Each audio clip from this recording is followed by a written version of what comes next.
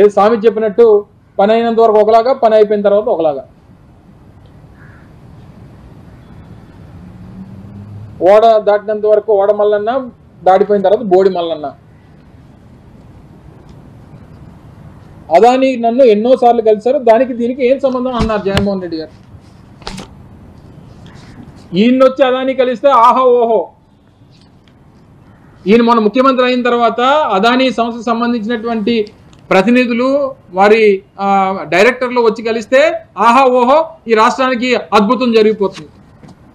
ఒక రాష్ట్ర ముఖ్యమంత్రిని, దేశంలో ఉన్నటువంటి అనేక రాష్ట్రాల్లో ఆ రాష్ట్ర ముఖ్యమంత్రుల్ని, దేశంలో ఉన్నటువంటి ప్రముఖ పారిశ్రామికవేత్తలు వచ్చి కలవడం అనేటువంటిది సర్వసాధారణమైనటువంటి అంశం.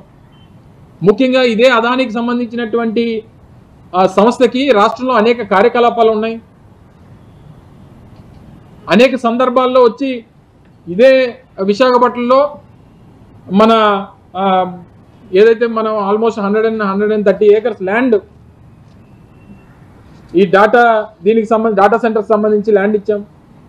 కృష్ణపట్నం పోర్ట్ ఉంది వాళ్ళకి. ఈరోజు అనేక రకాలైనటువంటి యాక్టివిటీస్ ఈ రాష్ట్రంలో ఉన్నాయి. ఈ యాక్టివిటీస్లో భాగంగా వచ్చి జగన్మోహన్ రెడ్డి గారిని అనేక సందర్భాల్లో కలుస్తుంటారు. అంటే జగన్మోహన్ రెడ్డి గారిని కలడానికి వస్తే లంచాలు ఇవ్వడానికి వచ్చినట్టు, చంద్రబాబు నాయుడు గారిని కలడానికి వస్తే పెట్టుబడులు పెట్టడానికి వచ్చినట్టు. ఇది మిమ్మల్ని కలడానికి వస్తే రాష్ట్రం అద్భుతంగా మారిపోతుంది, ఏదో జరిగిపోతుందని చెప్పి కలరింగు. మమ్మల్ని కలడానికి వస్తే లంచాలు ఇవ్వడానికి మాకు వచ్చాడని చెప్పేటువంటి ప్రయత్నం. సో ఈ రకంగా ఇంత తప్పుడు వార్తలు, ఇంత తప్పుడు సమాచారాన్ని ప్రజలకు ఇచ్చి ఏం సాధించాలని, ఏదన్నా బేస్ ఉన్నటువంటి ఎలిగేషన్స్, ఇదే సంస్థకు సంబంధించి ఇదే శక్తితో అనేక రాష్ట్రాలు, పక్కన ఉన్నటువంటి ఒరిస్సా కానీ, పక్కన ఉన్నటువంటి ఛత్తీస్గఢ్ కానీ, తమిళనాడు కానీ, అనేక రాష్ట్రాలు కూడా ఇతరితర పవర్ కొనుగోలుకు సంబంధించి అగ్రిమెంట్ చేసుకున్నాయి. అదే సంవత్సరంలో ₹2.61 చేసుకున్నాయి. ఆ సంవత్సరంలో కానీ సెక్కీతో జరిగినటువంటి ఒప్పందాల్లో కానీ అత్యంత తక్కువ ధరకి ఒప్పందం చేసుకున్నటువంటి రాష్ట్ర ప్రభుత్వం ఆ రోజు జగన్మోహన్ రెడ్డి గారి ప్రభుత్వం మాత్రమే. దీనికి సంబంధించి అనేక రకాలుగా తప్పుడు ప్రచారం చేసి జగన్మోహన్ రెడ్డి గారిని నిందించాలనేటువంటి ప్రయత్నం చేస్తే ఏ రకంగా అది బూమరాంగ్ అవుద్దో తీరా చూస్తే ఎవరెవరితో మాట్లాడిస్తున్నారో చూసాం. ఇంకా అన్ని లోతులోకి వెళ్తే ఎవరో మాట్లాడుతున్నారో వారికి సమాధానం చెప్పాల్సి వస్తే అనేక ప్రశ్నలు లేవనెత్తాల్సినటువంటి పరిస్థితి వస్తాయి. దయచేసి ప్రజలు నిన్న జగన్మోహన్ రెడ్డి గారు చెప్పినటువంటి వాస్తవాలు, ఈరోజు మళ్ళీ వారి మీద చేసినటువంటి ఆరోపణలు, గతంలో మేము ప్రభుత్వంలో ఉన్నప్పుడు జరిగినటువంటి ఒప్పందాలకు సంబంధించినటువంటి పూర్తి ఆధారాలు, ఇవన్నీ కూడా ప్రజల ముందు పెట్టాలి. ఈ తప్పుడు పత్రికలు చేస్తున్నటువంటి ఆరోపణలు ఖండించాలి, ప్రజలకి వాస్తవాలు మరొకసారి తెలియజేయాలనేటువంటి ఉద్దేశంతో మీ ముందుకు ఈరోజు రావడం జరిగింది. దయచేసి ప్రజల ముందు వాస్తవాలన్నీ కూడా మీ ద్వారా పెట్టాలని, మీ ద్వారా ప్రజలకు తెలియజేయాలని చెప్పి మిమ్మల్ని అందరినీ కూడా హృదయపూర్వకంగా కోరుతా ఉన్నాం. 2014 నుంచి 2019 మధ్యలో ఒకసారి మనం చూస్తే అధ్యక్ష, సుమారుగా 150 కంపెనీలు 50,000 మందికి ఉద్యోగాలు కల్పించడం కూడా జరిగింది అధ్యక్ష. ఈ పరిశ్రమలని ఆనాడు తీసుకొచ్చాం. అంతేకాకుండా అనేక సందర్భాల్లో కాన్క్లేవ్స్ కూడా ఏర్పాటు చేసి వైజాగ్ ను ఫోకస్ ఏరియాగా తీర్చిదిద్దడం జరిగింది. ముందు చూపుతో డేటా సెంటర్ పాలసీ ఆనాడు తీసుకొచ్చి అదానితో కూడా ఒప్పందం కుదుర్చుకుని వాళ్ళు కూడా ఆనాడు భూములు కేటాయిస్తాం జరిగింది, శంకుస్థాపన చేస్తాం జరిగింది. కానీ అది ఆగిపోతాం జరిగింది అధ్యక్ష. 2019 నుంచి 24 చూస్తే అధ్యక్ష ఎలాంటి యాక్షన్ లేదు, ఒక్క కాన్క్లేవ్ జరగలేదు, ఒక్క పరిశ్రమ రాలేదు అధ్యక్ష.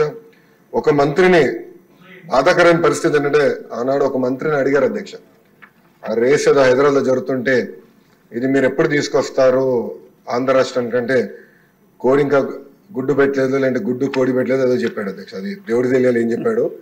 ఆ రోజు నుంచి ఆంధ్ర రాష్ట్రం అనేది ఎగతాళి చేశారు అధ్యక్ష. ఎక్కడికి వెళ్ళినా ఆంధ్ర రాష్ట్ర ఐటీ మంత్రి ఇలా ఉంటారా, ఇలా అవుతే పరిశ్రమలు ఎట్లా వస్తాయని కూడా వాళ్ళందరూ ఎగతాళి చేసే పరిస్థితి అధ్యక్ష. అంతేకాకుండా అధ్యక్ష, నేను మంత్రి అయిన అనేక కంపెనీల్లో కూడా కలిస్తే గత ప్రభుత్వంలో ఉన్న వాళ్ళు చాలా స్పష్టంగా మంత్రులు మన కంపెనీలో వాటాలు అడుగుతాం జరిగింది అధ్యక్ష.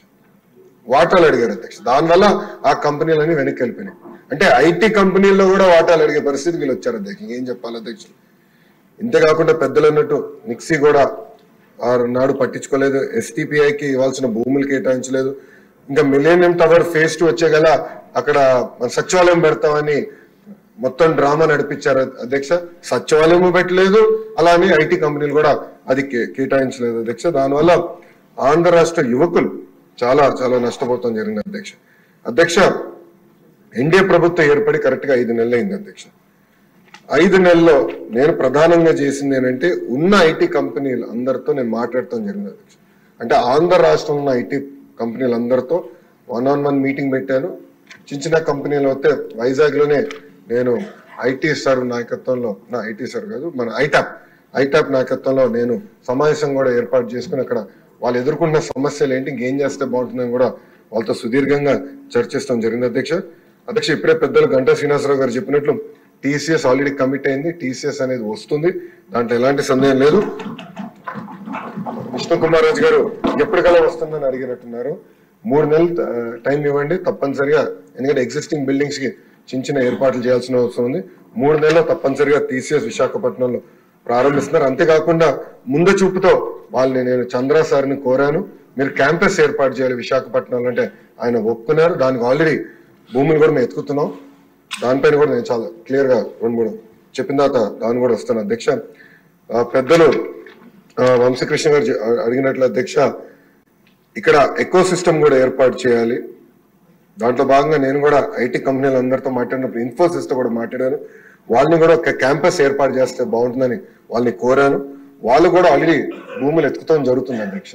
ఏదో ఒక బిల్డింగ్ 500-600 కాదు, క్యాంపస్ అనేది అవసరం ఉంది.